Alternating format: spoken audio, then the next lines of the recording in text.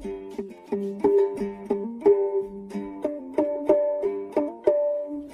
ើតមកកូនកប្រេវេទនាលហេមលហាមពេលអត់មកហូបញ៉ាំសុកចិត្តទៅដល់សាដាមឪគេបាញ់ងាប់មកដៃឈឺជំងឺស្លាប់អត់ស្ដាំធ្លាប់ជួយគេដែរប៉ុន្តែគេអត់ចំណាំ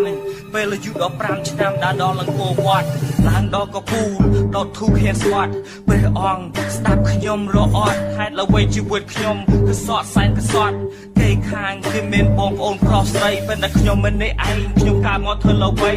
ទឹកភ្នែកលហេមលហាមបានចូលស្ដីទឹកដីអត់ចេះស្លាញ់យើងត្រូវស្រឡាញ់ទឹកដីគឺឆ្ងាយគឺវែងគេមកយកអត់ចង់ទៅដីថ្ងៃច័ន្ទដាក់ខាត់ព្រៃឆ្លងទឹកឆ្លងភ្នំថ្ងៃគេមីងផ្ទុះឬមនុស្សសាច់យំថ្ងៃពុតជាប់ជុះរត់ដល់ទីក្រុងថ្ងៃបោះហោះជាប់ឆ្ងល់គេបោះចូលត្រង់ថ្ងៃសុកអត់សបាយគេអត់បាយហើយគេវាយអ្នកមានបឆោតលួចរបស់ដែលមានតម្លៃថ្ងៃសៅរ៍គេបដៅ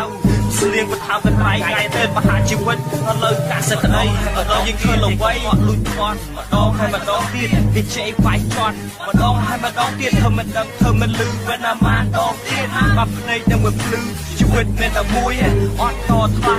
ព្រោះមិនខាងត្រូវតែតដៃធ្វើមានប្រឆាំងនឹង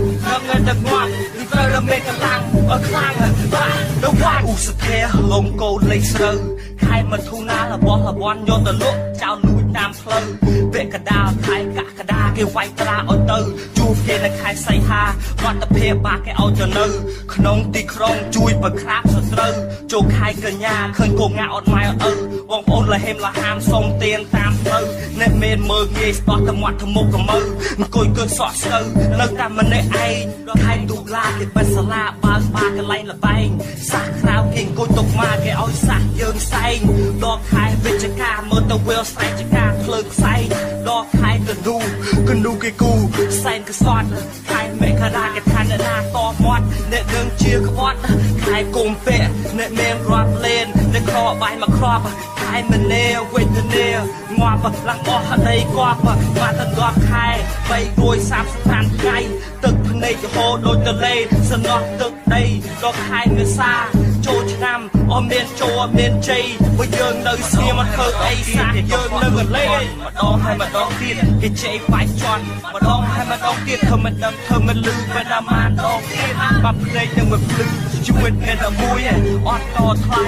ព្រោះមិនខាងត្រូវតែតដៃធ្វើមានប្រឆាំងនឹងតែងាប់ទីត្រូវតែមានកម្លាំងខ្លាំងបាទ